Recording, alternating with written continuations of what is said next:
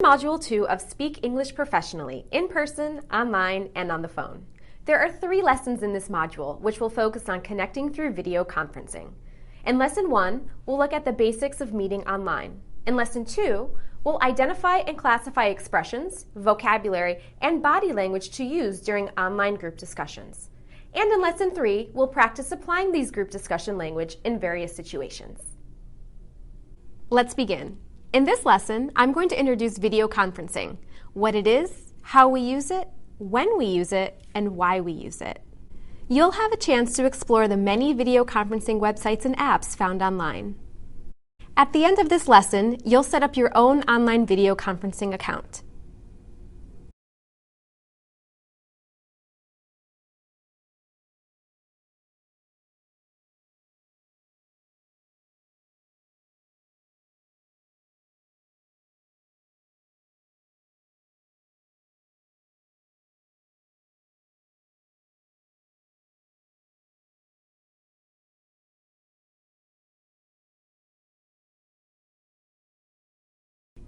So, what is video conferencing? It is communication through the internet which lets people at different places come together for a meeting. It can involve just 2 people getting together from their offices or many people in many different places connecting. When and why should you use video conferencing? Many of you can probably answer those questions because you are already video conferencing, in English perhaps, or in your own language. Whether or not you already conference online, you know that today's work world is becoming more and more global. Professionals like you, from many different places, are working together and building relationships even when they cannot physically be together. They are meeting, talking, and sharing information by using online conferencing tools. In fact, some Georgia Tech students are interviewed through a video conference before enrolling. During a video conference, participants can also share PowerPoint presentations, videos, and documents. Additionally, the meetings can be recorded so that participants have a permanent record for their use. While meeting online can be very much like meeting in person, there are also special situations that make it different and more challenging. And because English is not your first language, you'll need to spend more time getting ready for English-only meetings. You'll need to plan what you'll say and practice. Your voice can sound different when you use a microphone or be more difficult to understand. So it's very important to pay extra attention to the pronunciation skills we looked at in Module 1. Let's quickly review some of the important points. Practice speaking slowly and at a steady volume. When we speak fast, it's very hard to understand us, especially online. And if people can't hear you, it doesn't matter what you say. Next, practice word stress. Check the pronunciation of key words you'll be using. If you mispronounce important words, your listeners will not understand your message. Finally, what do you need to do to speak rhythmically? As you practice, remember the rhythm of English. Stress the important words in your sentences. Say the structure words softer and shorter. This will make you easy to understand. Once you've practiced what you plan to say, think about the people you'll be meeting with and what they might need. Be prepared for questions that may come up. During the meeting, respect the other participants and watch how long you're speaking. Be sure everyone has a turn to speak. And when you're not talking, remember to turn off your microphone. Papers rustling, phones ringing, doors opening and closing can be very distracting. Very importantly, remain attentive to the meeting. Never forget that you're on camera and everyone can see what you're doing, even if you're not speaking. Your face is what people will see, so you want to look engaged and friendly, both while you're speaking and while you're listening. Now, what video conferencing sites should you use? I'm only going to mention free sites, some or all of which you may already be familiar with. These include Google Hangouts, Skype for Business, Fuse, WebEx, GoToMeeting, and Meeting Burner. Before you move on, take some time to explore some of the sites and then choose one and set up an account. If you have an account with one tool already, how about trying a different one to explore other services? To recap, Online video conferencing is an important tool for today's working professionals. It makes it possible to meet and share information easily around the world.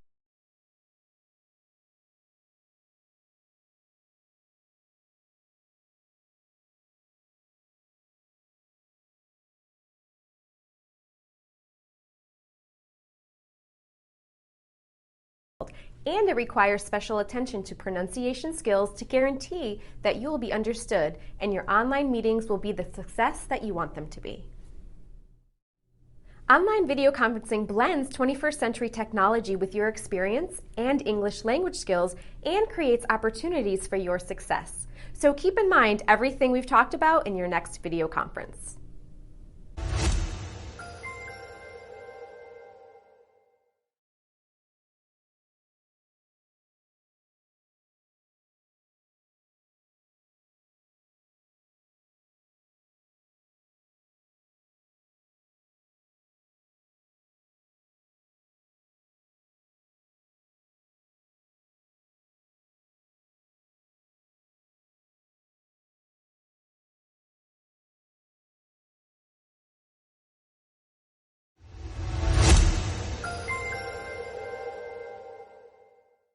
Welcome back. This lesson will be about the language to use within a group discussion. But before we begin, I want to take a poll. What online video conferencing site did you sign up with after our last session? And my second question, why that tool?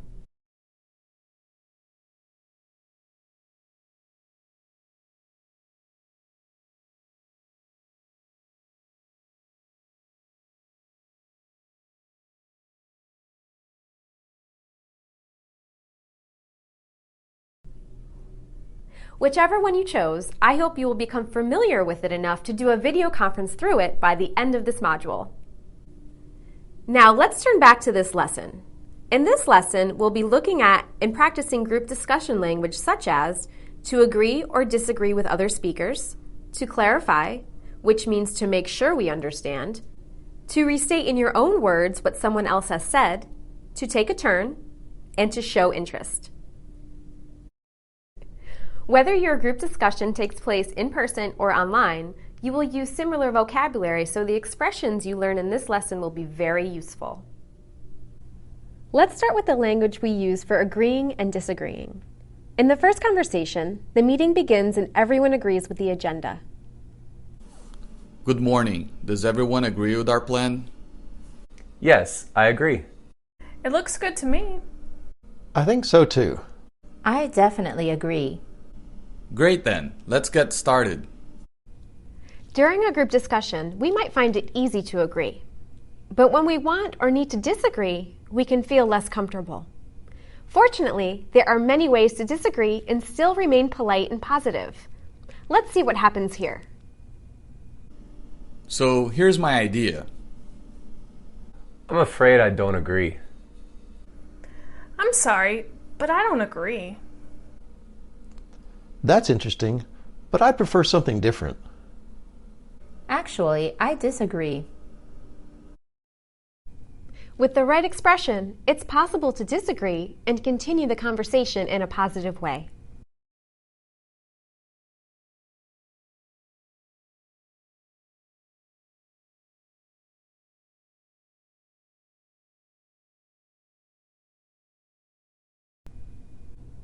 Let's now look at how to clarify information. During a discussion, it's very important to be sure that you are following the conversation. Can you hear everyone? Do you understand what the others are saying and what they mean? When you don't, you can use one of these expressions to let speakers know you would like them to clarify by repeating or explaining something that they have just said to you so that you better understand it. Now let's move to the first item on our agenda, a review of the budget. Excuse me? I didn't hear that. Could you say it again? Sorry, I missed what you just said. Could you repeat that, please? I'm sorry. Could you explain that again? Excuse me, could you tell me what that means? While you might feel uncomfortable and not want to ask for clarification, it's a normal part of discussion. It's better to ask than to let discussion continue without understanding. And as the speaker clarifies, you'll want your body language to show you understand. Keep your eyes on the speaker and nod your head. Finally, you can let the other person know by saying you understand or actually restating the information. Thanks. Now I get it. Thank you. It's a lot clearer to me now.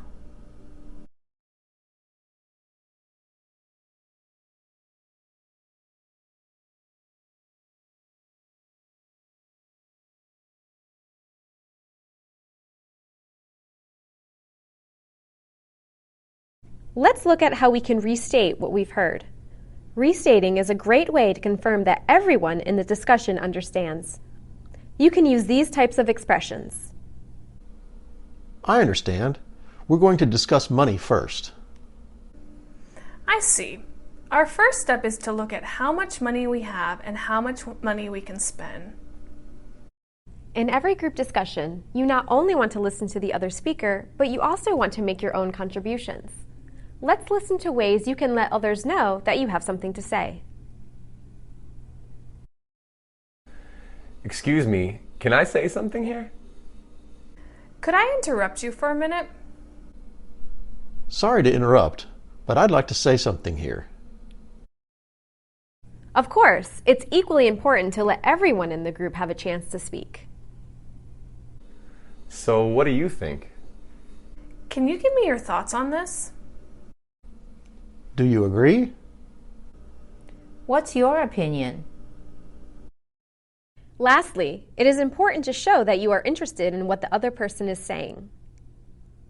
Now, as the others add their opinions and more information, you can continue to show your interest with a friendly face and positive comments like, "That's interesting."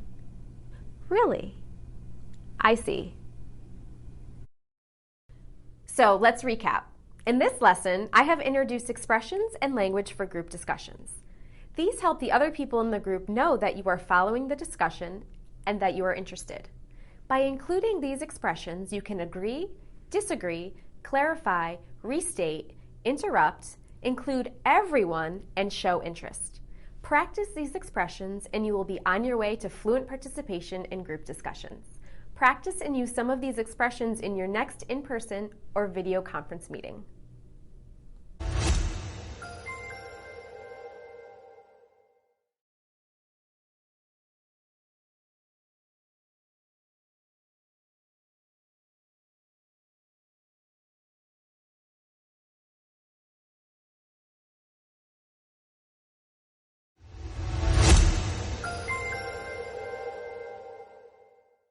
Welcome back. In the previous lesson, we looked at how to agree or disagree, how to clarify and restate, how to interrupt or include another speaker, and how to show interest. In this lesson, we are going to apply what we learned to different situations that could actually happen during an online video conference. We will also talk briefly about some cultural considerations. By the end of this lesson, you will be able to be more aware of cultural differences you may have with other speakers and apply group discussion language appropriately for different situations during a video conference. And by the end of the lesson, you will have the opportunity to create and practice your own video conference scenario. Let's start by thinking about how you communicate in your own language and culture and how this could be the same or different in a meeting in English with people from different cultures. In your culture, is it important for you to use titles like Mr., Ms., Doctor, or Sir? Or are people more informal and use first names in a meeting? In most Western cultures, using the first name is quite normal. But if you know that the other person is not from this culture, it would be a good idea to find out how you should address them. When you really don't know, the safest way may be to use sir or madam. Should you look directly at someone when you are speaking, or do you look away? Should you smile a lot or look more serious during group discussions? Depending on the situation, these answers may be different. For example, in a meeting with people you already know and are working with, it's appropriate to look relaxed and friendly. However, if you're meeting someone for the first time, it's probably better to present a more formal, serious face. In our previous lesson, we looked at how we could interrupt politely because doing this is accepted in most Western cultures. But in your culture, is it okay to interrupt or to ask speakers to restate something so that you can better understand? Is it polite to disagree? What about language use? Can you be direct and very specific in your language? How you answered these questions will affect how you speak during a meeting. It's important to remember that group discussions in English with people from different cultures will probably be different in some ways than you are familiar with. By paying attention to other speakers and by using typical group discussion language, you should find that you have good conversations and avoid mistakes. It's also a good idea to do a little research about the other cultures so that you are aware of some important things to do or avoid before you start the meeting.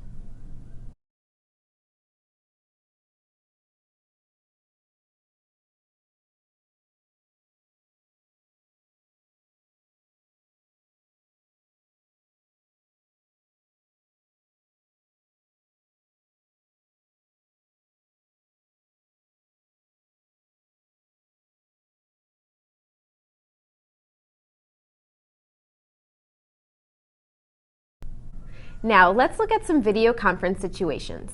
Here's the first situation. When I pause, think about what type of response you should make and the correct language to use. Then, check your response when the appropriate expressions appear on screen. Here's the first situation.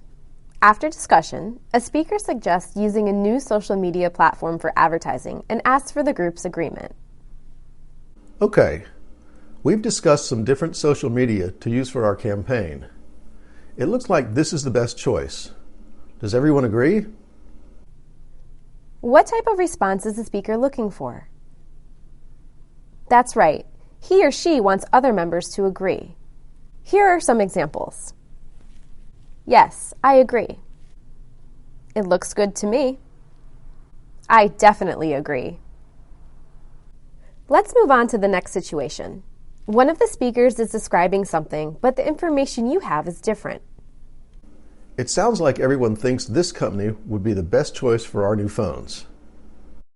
The information you have is different. What can you say in this situation? If you said disagree, you are correct. You can say, I'm afraid I don't agree. I'm sorry, but I don't agree. Actually, I disagree. Or, if you want to let them know that what you have is different, you can say, actually, I have a different idea. That's possible, but I'd prefer something different. This time, a speaker asks you a question. When do you think we should begin the new campaign? But you don't hear it clearly or don't understand it. What can you say in this situation? Good. You will need language to clarify. You can ask questions like, excuse me, I didn't hear that. Could you say it again? Sorry, I missed what you said. Could you repeat that, please? Here's our next scenario. You have some important information you want to contribute to the discussion, but another person is talking. What should you do in this situation? Yes, you need to interrupt, but politely. Do you remember what we talked about in the previous lesson? You can say, excuse me, can I say something here? Could I interrupt you for a minute? Sorry to interrupt, but I'd like to say something here. The next couple of situations will involve some new language that we didn't look at in the previous lesson. Let's learn how to use the right language for these situations. You notice that one of the people at the meeting is very quiet or may have been disconnected. What should you do in this situation? If you think they are still online, you can invite them into the conversation by saying, so, what do you think? Can you give me your thoughts on this? What's your opinion? Or, if you think there is a connection issue, you can ask, excuse me, can you still hear us? Excuse me, are we still connected? Is there a problem with your connection? The meeting is going very well and is very interesting. but you need to leave all of a sudden. What can you say in this situation? I have to leave now for another appointment. I'm sorry. I'm very sorry. I'll have to continue this discussion at a later date. Excuse me, something important has just come up, and I have to leave. I'll be in touch very soon. Let's do a quick check of your understanding.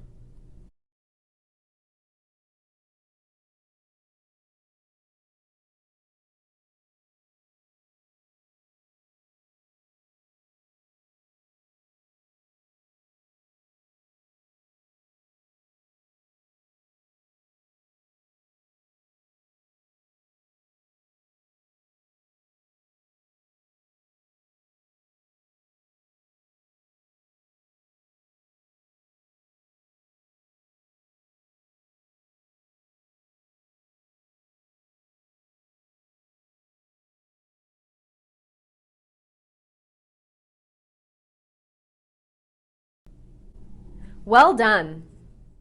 Continue to practice and use these group discussion expressions. At the same time, think about what you can do before and during meetings to make everyone feel comfortable during the group discussion. Working on these language and cultural skills will help you improve your spoken English and achieve your goals as a working professional.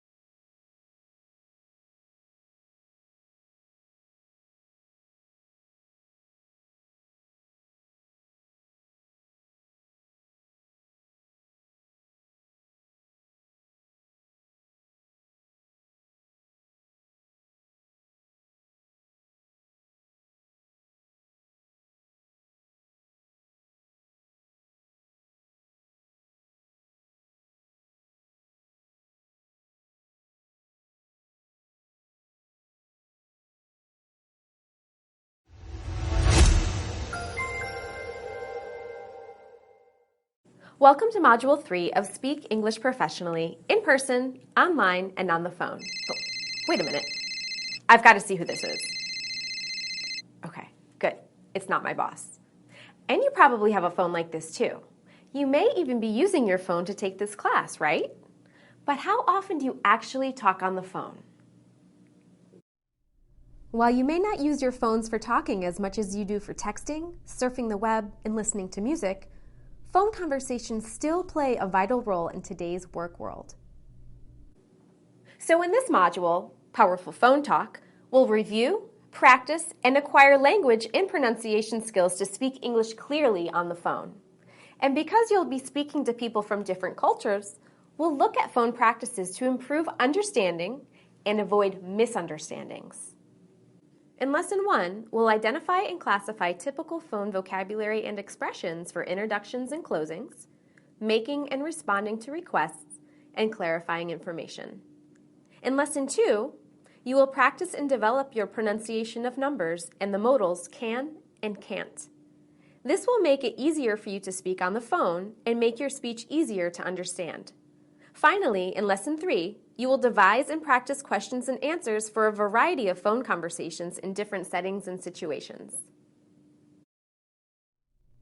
Let's begin this lesson with telephone language for introductions. When you begin a phone conversation with someone new, it's important to state your name, who you are, and the purpose for the call. If you already know the person, just your name and purpose will do. The same introduction is appropriate if you have to leave a message. Hello, this is Ben Robinson. Hello, this is Jerry Russell.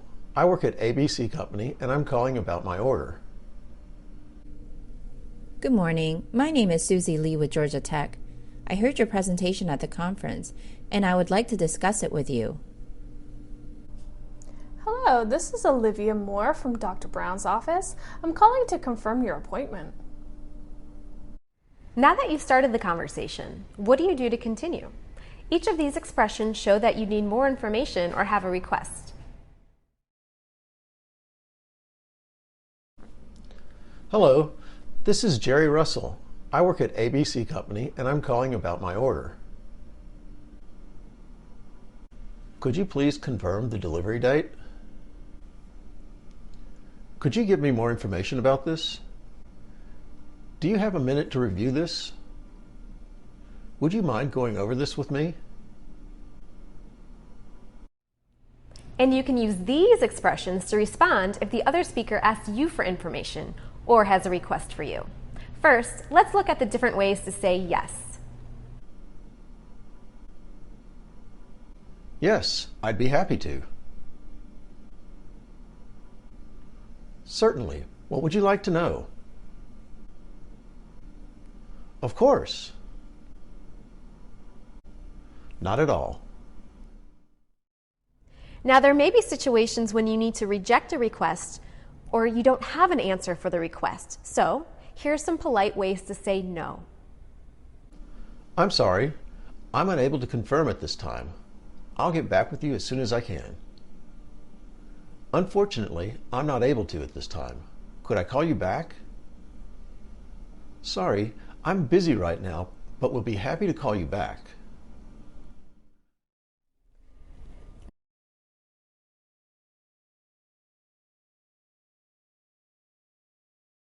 Time.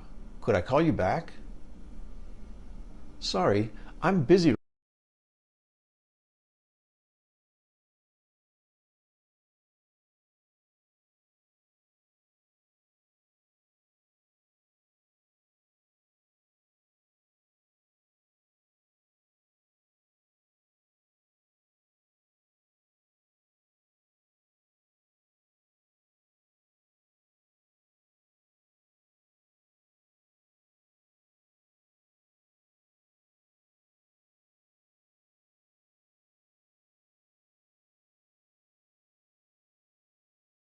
Right now, but will be happy to call you back. Now I'm going to describe a typical phone event. You've called someone new, you've made the initial contact, you've asked for information or responded to a request, and everything is going smoothly. Then, suddenly, you can't understand what the person is saying. It might be a problem with the phone or connection, or there might be too much noise around you. Maybe it's a language problem, or because you can't see the other person. Whatever the reason, an easy conversation has now become a difficult one. It just makes you want to hang up. But don't panic and don't hang up. In these cases, just ask for repetition or clarification. Likewise, the other speaker might ask you to repeat or clarify. As I mentioned in Module 2, when you clarify, you make something clearer or easier to understand. Asking for repetition or clarification is a normal part of phone conversation, so don't be shy to do so. Here's what you can say. I'm sorry, I missed that. What did you just say? Excuse me, I didn't catch what you just said. Could you say it again, please? Sorry, I'm not sure I understand. What does that mean?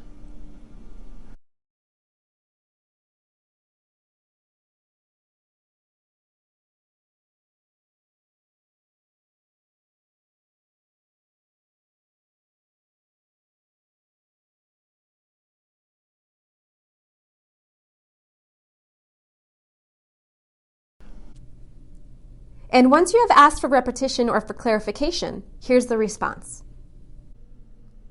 Oh, let me explain. I'd be happy to. Certainly, what I mean is... Finally, let's talk about what language to use when you close a conversation. Use a professional, friendly expression that lets the other person know you've enjoyed the call and want to continue the relationship. Thanks so much. I look forward to speaking with you again. Goodbye.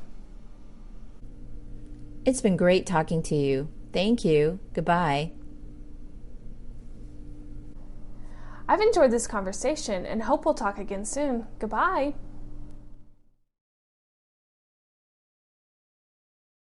While the role of the telephone is changing and will continue to change, speaking well on the phone is still important.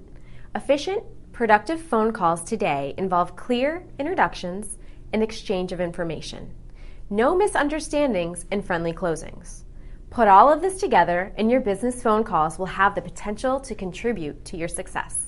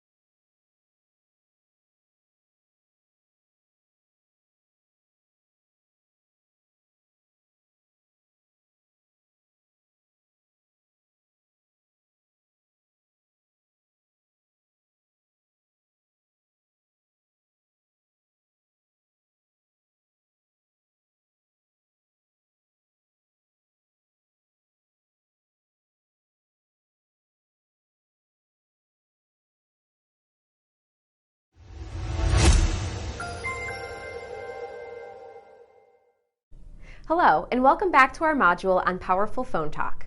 Our second lesson is Understand and Be Understood on the Phone. I gave it that title because, as we've all experienced, talking on the phone and understanding the other person and getting the other person to understand you can be very difficult. I'm sure all of you can think of many phone conversations, in English and in your first language, that didn't go so well because you and the other speaker just couldn't understand each other. The connection was bad, the other person spoke too softly, there was a lot of noise, or some other distraction. Because phone conversations can be difficult, in this lesson I'm going to review 2 of the most common problems and look at ways to avoid them and improve understanding. We'll review and practice pronouncing can and can't in teens, tens, and other numbers. First, let's start off with can and can't. What do you think the biggest pronunciation difference between these 2 are? A lot of English learners think the difference is with the T at the end. However, listen to these examples. Can you hear me? I can't see you. You can pay online. You can't pay with cash. Did you hear the T? I didn't use the T sound in any of those sentences, and many people don't. Then, what was different? It's how the A is pronounced. When I say can inside a sentence, I shorten the A. Listen carefully to these sentences and pay close attention to the word can. I can hear you. The team can meet in my office. The doctor can see you now. But when I say can't, I stress that A and make it really long. I can't hear you. They can't meet today. The doctor can't see you. That stressed A, the long A, you now. But when I say hear you, the team can meet in my office. The doctor can see you now. But when I say can't, I stress that A and make it really long. I can't hear you. They can't meet today. The doctor can't see you. That stressed A, the long A, is what makes the difference. Rather than listening for a T from now on, listen for how the A is pronounced and you will know whether it's can or can't. Of course, if you or the other person just don't hear the difference, saying cannot rather than can't will help solve the problem. So what do you hear? Do I say can or can't? I can set up the meeting. Yes, I said can. There was no long A sound. They can't buy it there. That's right. I said can't. You heard that long A sound. We can't work that day. Right again. I said can't. You heard that long A sound. Okay, listen as I say a few more sentences and decide if I'm saying can or can't. We'll do a check at the end. My friend can do it. He can't attend the meeting. I can do this.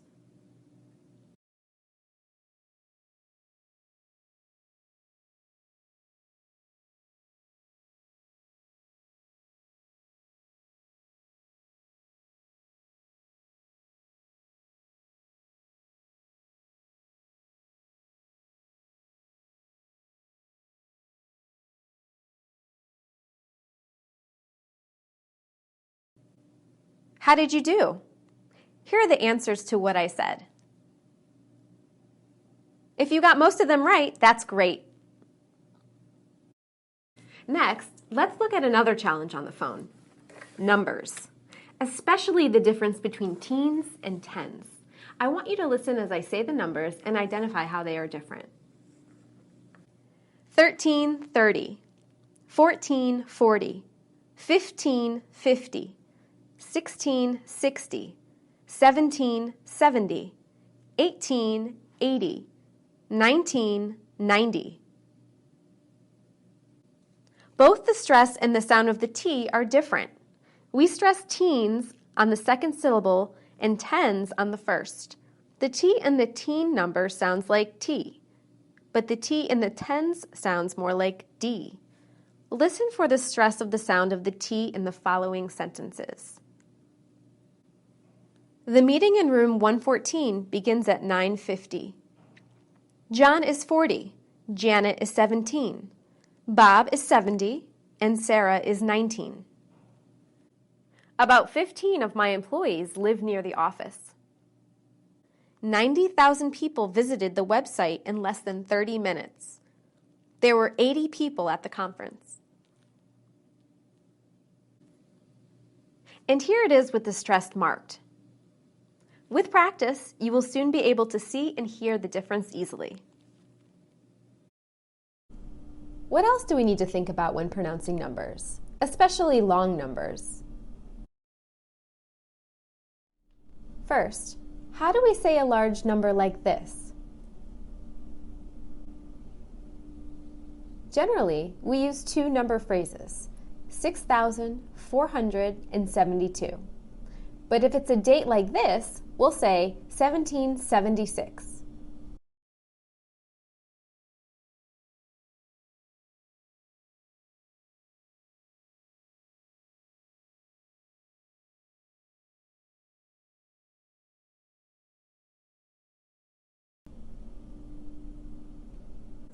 We divide the numbers and prices at the decimal point and similarly split the numbers when we talk about the time in two. So this would be a 59.99 sweater, and this would be 11:55 p.m. If we don't follow these standard pronunciations, it can lead to miscommunication. One of the easiest ways to avoid this is to simply repeat the number by saying one digit at a time. For example, my address is 1428 Peachtree Street, or 1428 Peachtree Street. Always use this method when saying your phone number. For example, 555-2525.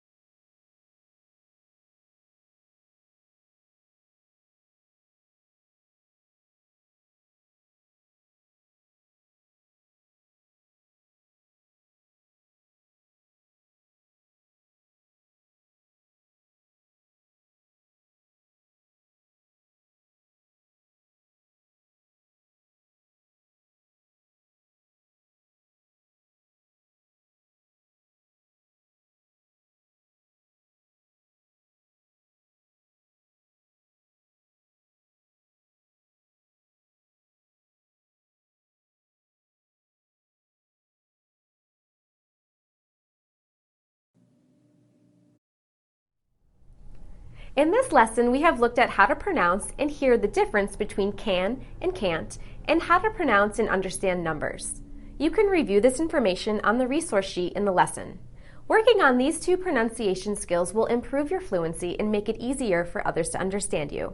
And it will make telephone calls less scary and more fun. Talk to you soon.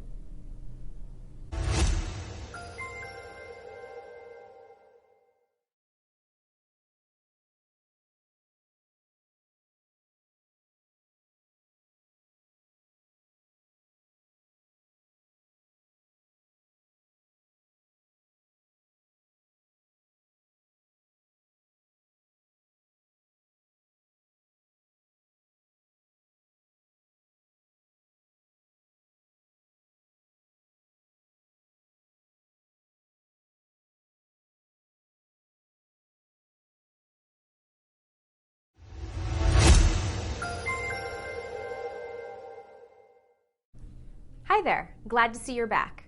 We are at our final lesson in this module. In this lesson, we'll practice the language and pronunciation skills that we learned in our previous lessons and apply them to a variety of specific scenarios or situations that you might actually have through phone role play. As I mentioned in a previous lesson, we use phones today in many different ways than in the past and may actually speak on them less and less. How much do you talk on the phone a day for business?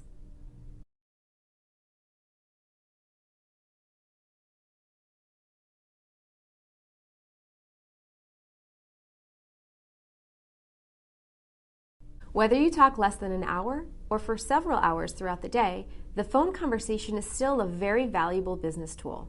Unlike texting or emailing, it is direct and personal.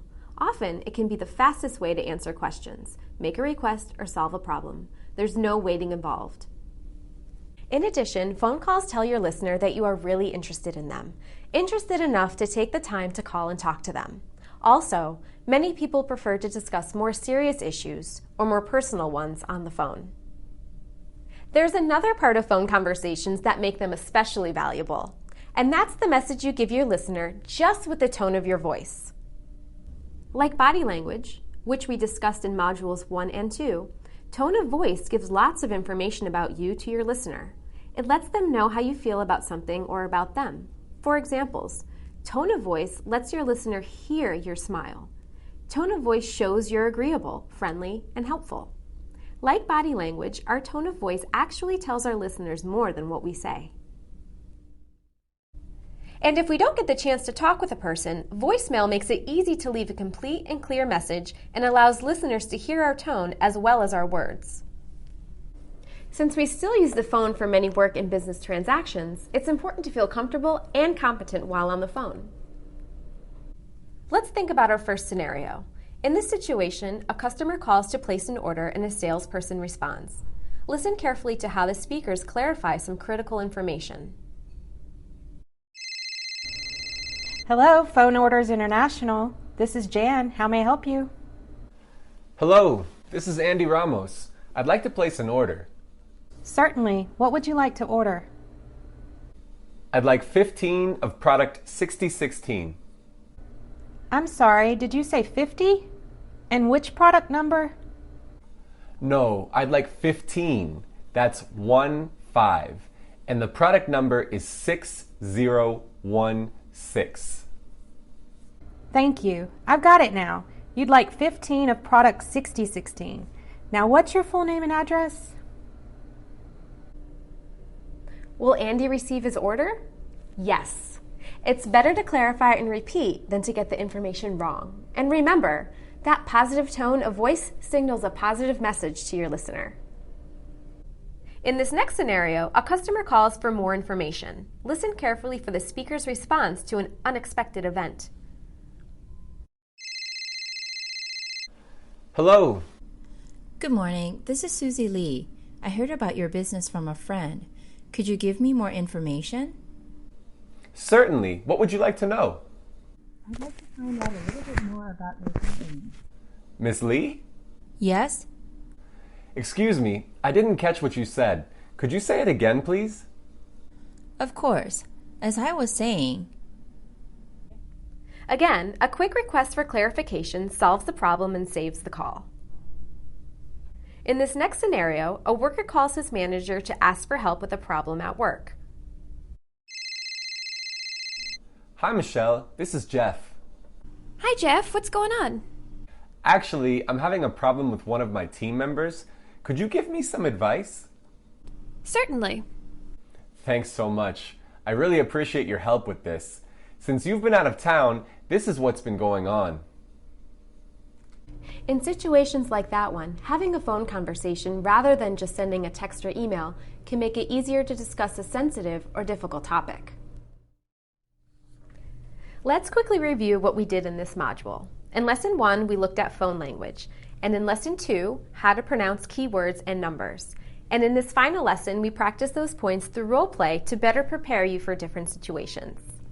Before you move into your assignment for this week, think about some situations that you've had in your own business exchanges. How did they go? Did you say the right things with the right tone? If you were using your first language, how would you say the same sentences in English? If you can, write out the dialogue as you've seen in this lesson and see if you're using the right type of language for each situation. Phone role play is a great way to practice these scenarios in English, and with practice, every one of them will help you to communicate your message and reach your speaking goals. See you in our next module.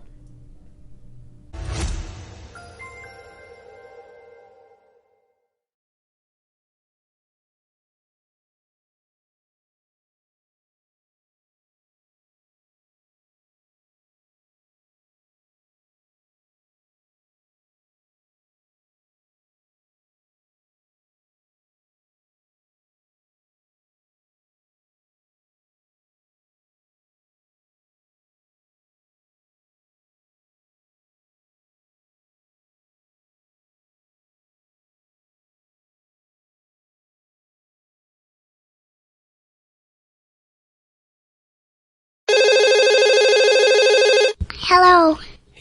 Hello? Yeah, is your dad home? Just a minute, please. Hello. Hello? Yeah, is Nick home, please? Oh, he can't come to the phone right now.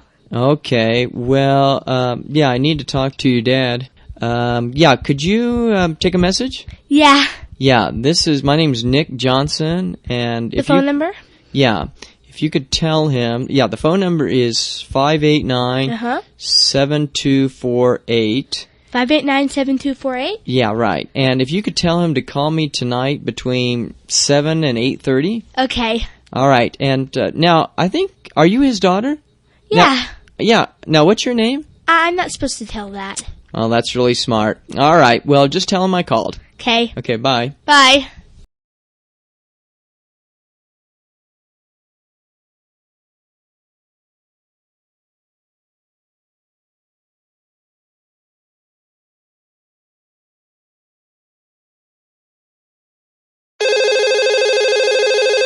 Hello.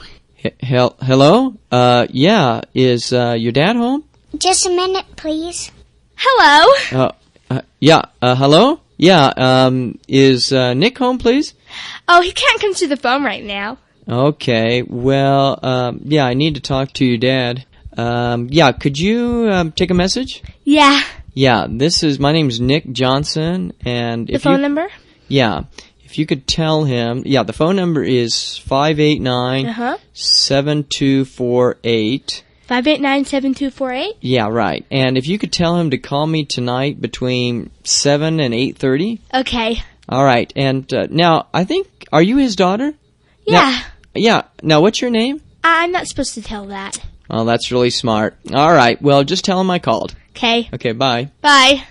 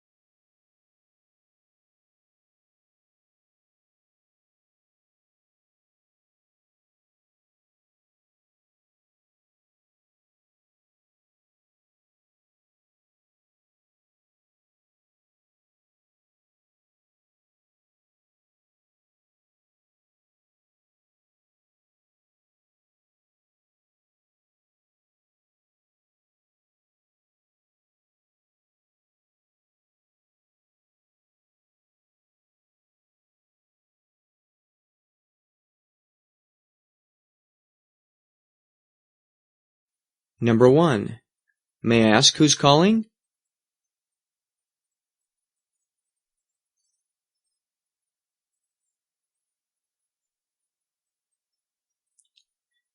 Number 2. I'm sorry, but she's out to lunch right now.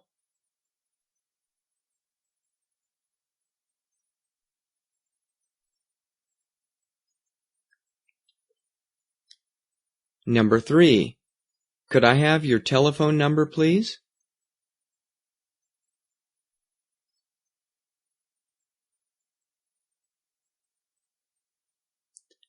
Number 4. Would you like to leave a message?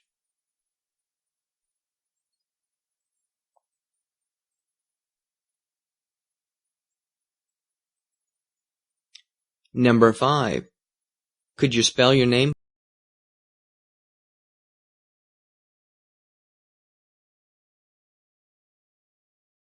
please?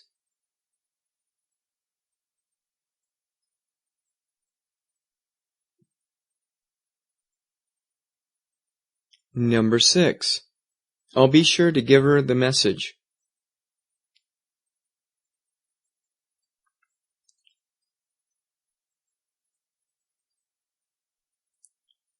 Number 7. I'm sorry, but he's in a meeting now.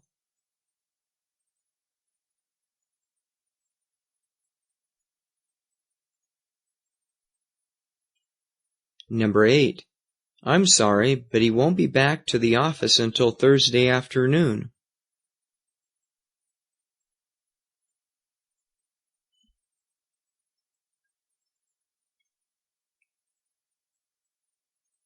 Number 9. Mr. Jones would like to reschedule Wednesday's appointment to next Monday at 10 o'clock.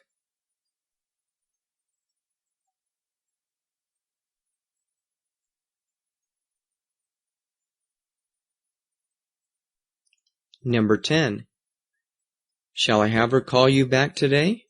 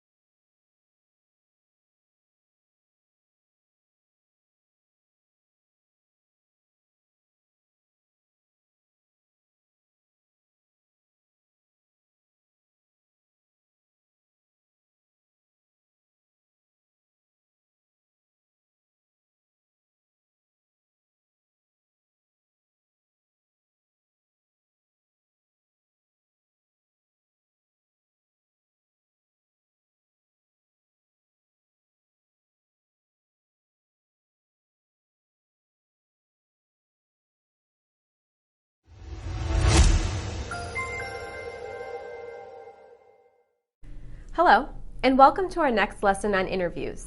In this lesson, we're going to look at what pronunciation practice you can do to improve your speaking during an interview. We will focus especially on 2 of the most common pronunciation challenges for all English language learners, which are the correct pronunciation of ed and s endings. Correct pronunciation of the regular past tense endings, the ed ending in words such as worked, designed, or conducted, is so important in interviews because so much of what you say during an interview is about what you did in the past. So naturally, many of the verbs you will use will be in the past tense. So we need to say these words correctly if we want to be understood. ED causes problems because it's pronounced differently for different verbs. Listen again to the 3 verbs I mentioned earlier: worked, designed, conducted. What sound do you hear at the end of each of those verbs?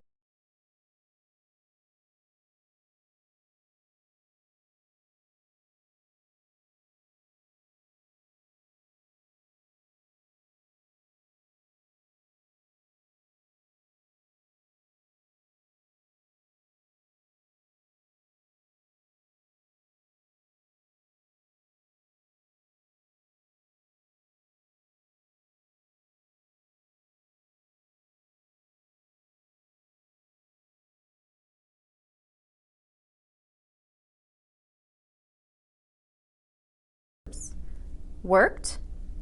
Yes, a T. Designed? A D. And conducted? That's right, a final syllable sound, id. Let's look at these sample sentences for a minute. You could use any of these verbs to talk about yourself during an interview. I prepared reports. I solved problems. I managed a team. I programmed computers. I scheduled meetings. Why does ed in these verbs sound like D? Because these verbs are in a voice sound, a sound that vibrates. In prepare, v in solve, j in manage, in program, in schedule. After these voice sounds, we pronounce ed as d. Let's look at some other sentences. I worked in sales. I helped coworkers. I increased profits. I coached new employees. What about these? All of these verbs end in voiceless sounds. K, p, s, and ch. After these voiceless, non-vibrating sounds, we pronounce ed as t. Pay attention to how I pronounce the past tense in these sentences. I acted independently. I invented an app. I instructed my team. I expanded my store. I exceeded my goals. All these verbs end in T or D. After T or D, we add an extra syllable and pronounce ed as id. Just like ed endings, the final S can be challenging for English language learners. But like ed, correct pronunciation of final S follows clear rules. With practice, you will easily master correct pronunciation of S endings. During interviews, correct pronunciation of S endings are especially important for regular plural nouns and third-person singular present verbs. Words like books, computers, asks, pays. You want to say them loud and clear when you talk about your current work or education. Listen to the next sentences. I score well on tests. I prepare weekly reports. My design looks good. I have many duties. When a noun or verb-based word ends with a voiceless sound, we pronounce the S as S. How about these next sentences? Pay close attention to how S is pronounced. I work on 2 teams. My day begins early and ends late.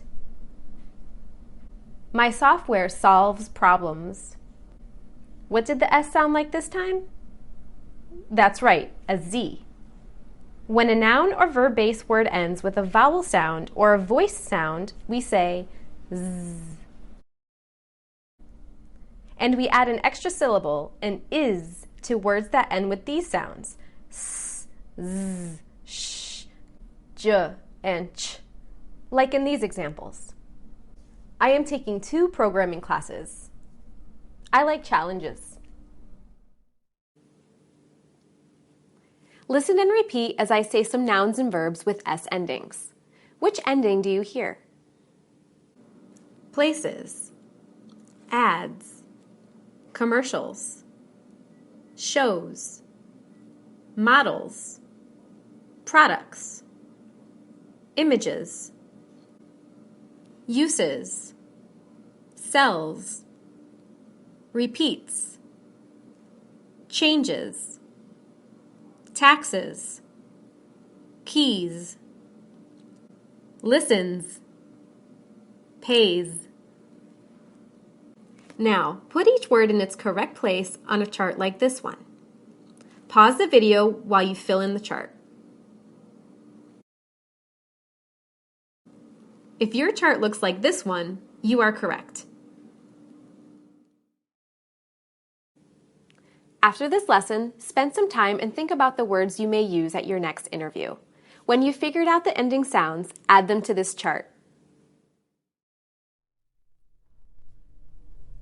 Let's review. In this lesson, we identified and practiced correct pronunciation of word endings such as ed and s endings. There are more activities for both ed and s endings in the resource materials for this lesson. Read the sentences out loud, record yourself, and check your pronunciation. With practice, you can improve your pronunciation of these word endings and increase your clarity and fluency. Correct word endings sound better and make you easier to understand. They will help you make your interview successful.